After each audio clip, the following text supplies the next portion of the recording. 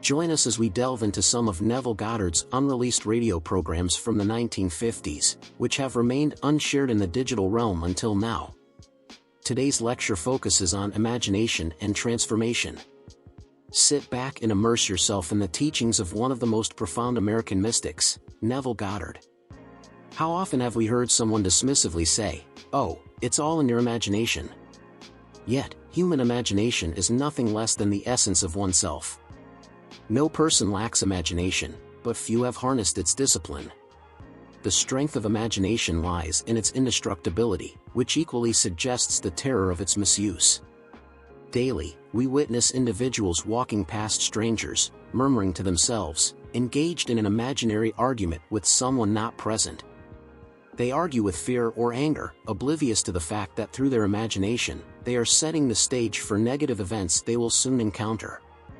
The world as shaped by our imagination is the genuine world. It isn't the facts, but fragments of imagination that sculpt our daily lives. It is the literal-minded who live in a make-believe world.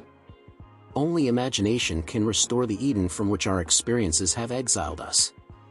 Imagination is the sense through which we perceive the sublime, and the power by which we turn visions into reality. Every human advancement is achieved through the exercise of imagination.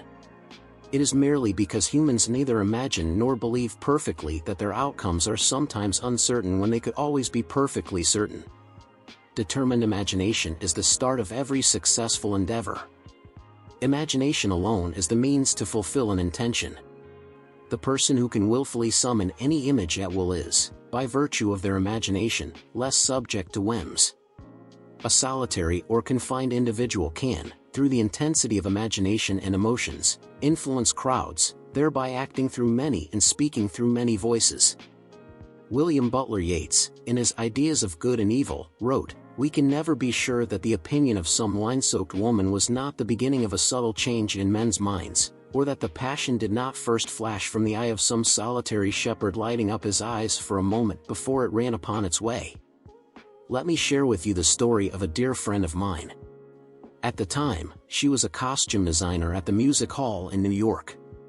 One day, she spoke to me about her challenging work relationship with a producer who consistently criticized and rejected her best work, acting rudely and unfairly towards her.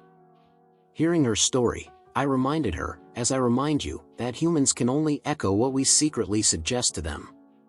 I had no doubt she was engaging in silent conversations with the producer, even when at peace with herself. She admitted that she indeed did so every morning on her daily commute to the theater. I advised her to change her attitude towards him, to assume he was praising her excellent creations and expressing his sincere appreciation.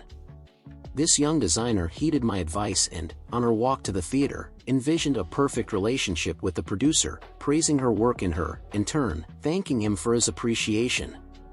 What she did morning after morning, soon enough, she discovered for herself that her own attitude set the stage for her existence.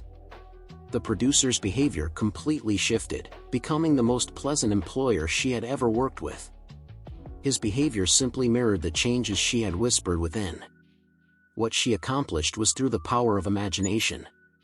Her fantasy guided her and dictated the conversation they eventually had together.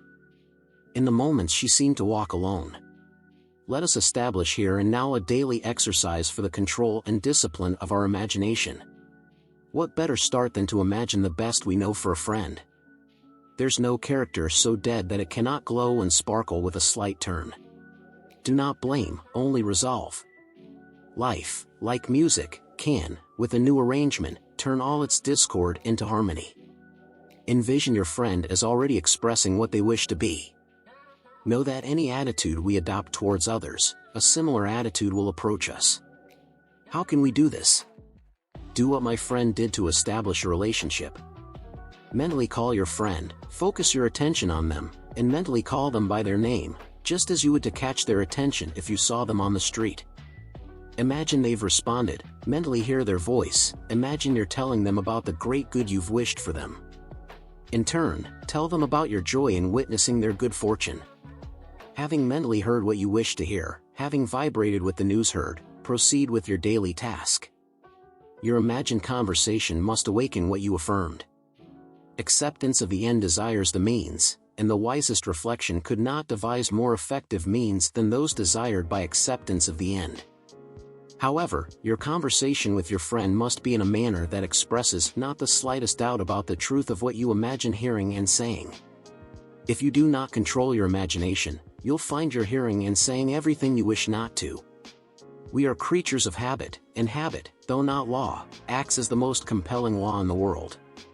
With this knowledge of the power of imagination, be like the disciplined man and transform your world by imagining and feeling what is lovely and of good report. The beautiful idea that awakens in you will not fail to awaken a corresponding affinity in others. Do not wait 4 months for the harvest. Today is the day to practice the control and discipline of your imagination. Man is only limited by the weakness of attention and the poverty of imagination. The great secret is a controlled imagination and a well-sustained attention, firmly and repeatedly focused on the object to be achieved. Now is the perfect time to exchange ashes for beauty, mourning for joy, and pessimism for praise, so that we may be known as oaks of righteousness, the planting of the Lord, for His glory to be revealed. The time has come to master our imagination and focus. By mastery, I don't mean restraining it through sheer willpower, but rather nurturing it with love and compassion. Amidst the world's conflicts, the power of creative love cannot be overstated enough. This kind of love, this is the subject I will address next Sunday morning, as I fill in for Dr. Bales during his vacation. The services will be held, as usual, at the Fox Wilshire Theatre on Wilshire Boulevard near La Cienega at 10:30. As the world is, so is the individual, and vice versa.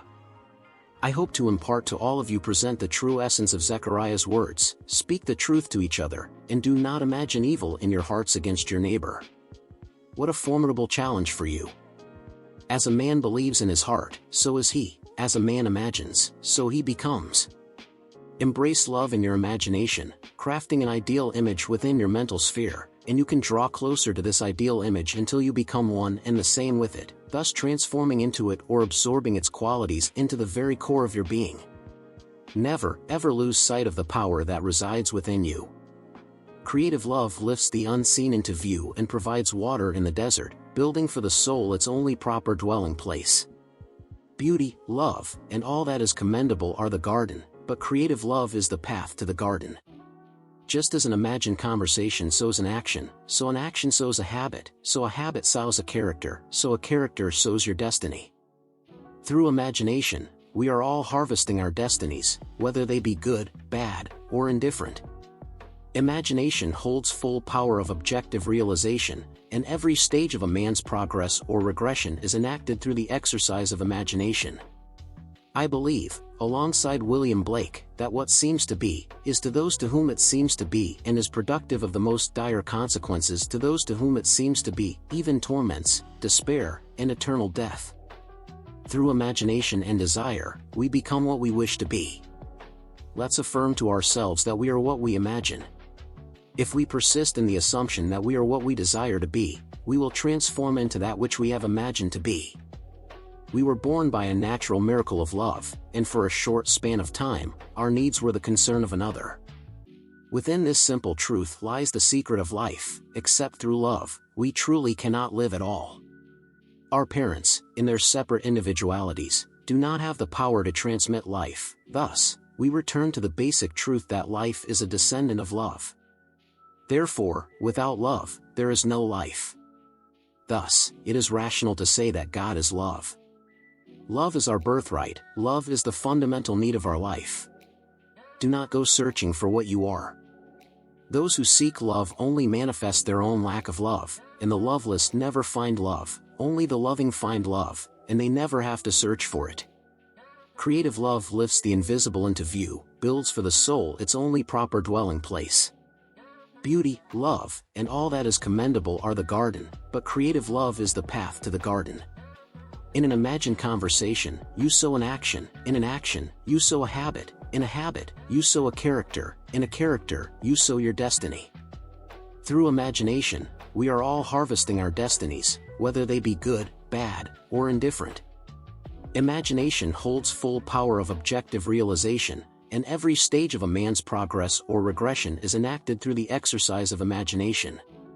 I believe, alongside William Blake, that what seems to be, is to those to whom it seems to be, and is productive of the most dire consequences to those to whom it seems to be, even torments, despair, and eternal death.